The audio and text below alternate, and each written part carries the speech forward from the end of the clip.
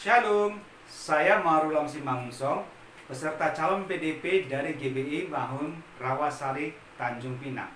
Hari ini saya akan menyampaikan khotbah mengenai memberi yang terbaik. Nas khotbah kita diambil dari 2 Korintus 8 ayat 2 sampai 7. Demikian firman Tuhan. Selagi dicobai dengan berat dalam berbagai penderitaan, sukacita mereka meluap, dan meskipun mereka sangat miskin, namun mereka kaya dalam kemurahan. Aku bersaksi bahwa mereka telah memberi menurut kemampuan mereka, bahkan melampaui kemampuan mereka. Dengan kerelaan sendiri mereka meminta dan mendesak kepada kami supaya mereka juga beroleh kasih karunia untuk mengambil bagian dalam pelayanan kepada orang-orang kudus. Mereka memberikan lebih banyak daripada yang kami harapkan. Mereka memberikan diri mereka pertama-tama kepada Allah, kemudian oleh karena kehendak Allah juga kepada kami. Sebab itu kami mendesak kepada Titus supaya ia mengunjungi kamu dan menyelesaikan pelayanan kasih itu sebagaimana ia telah memulainya. Maka sekarang sama seperti kamu kaya dalam segala sesuatu, dalam iman, dalam perkataan, dalam pengetahuan, dalam kesungguhan untuk membantu, dan dalam kasihmu terhadap kami, demikianlah juga kamu hendaknya kaya dalam pelayanan kasih itu.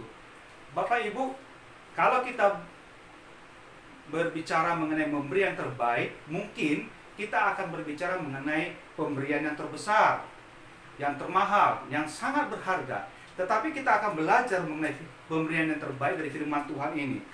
Jemaat di Makedonia, seperti yang disaksikan Paulus kepada jemaat di Korintus, itu mempunyai hati yang memberi yang luar biasa. Bahkan Paulus memujinya. Bapak Ibu, ada beberapa hal yang kita perhatikan yang boleh kita pelajari dari jemaat di Makedonia ini. Pertama dikatakan adalah bahwa jemaat itu memberi di dalam kesulitan. Artinya dalam pergumulan hidup, bahkan dalam keadaan yang sangat miskin sekalipun, mereka mempunyai hati yang memberi. Tentu hal ini sangat luar biasa. Biasanya orang memberi itu dari kelimpahan, dari berkecukupannya. Tetapi jemaat di Makedonia ini memberikan dari kekurangannya.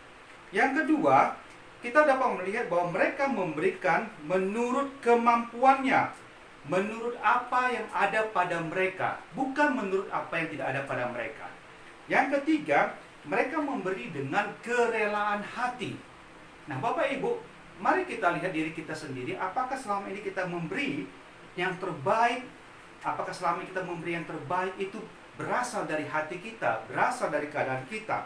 Nah, ketika kita lihat hal ini, maka kita akan mengerti bahwa ketika kita memberi yang terbaik, ada dasar-dasar kita ataupun ada hal-hal yang mendasari kita untuk memberikan yang terbaik bagi Tuhan. Pertama dikatakan di sini yaitu memiliki hati yang murah hati. Kaya dalam kemurahan dikatakan Paulus di sini. Yang kedua, bahwa ketika kita memberi, kita ingin menjadi berkat bagi pekerjaan pelayanan orang-orang kudus. Yang ketiga dikatakan di ayat 9 bahwa memberi itu kita lakukan, memberi yang terbaik kita lakukan ketika kita telah mengenal dan merasakan kasih Kristus dalam hidup kita. Ketika kita diselamatkan, itulah yang dasar kita untuk memberi yang terbaik bagi Tuhan. Bapak Ibu, mari kita koreksi kembali diri kita sendiri. Apakah kita sudah dalam posisi memberi yang terbaik?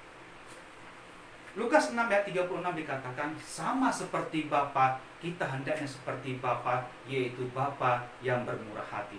Itu sebabnya hari ini kita harus berubah paradigma kita memberi, supaya kita memberi dalam kerelaan, dalam ketulusan hati, sebagai ucapan syukur karena kita telah diselamatkan oleh Tuhan. Demikian khotbah hari ini. Tuhan Yesus memberkati.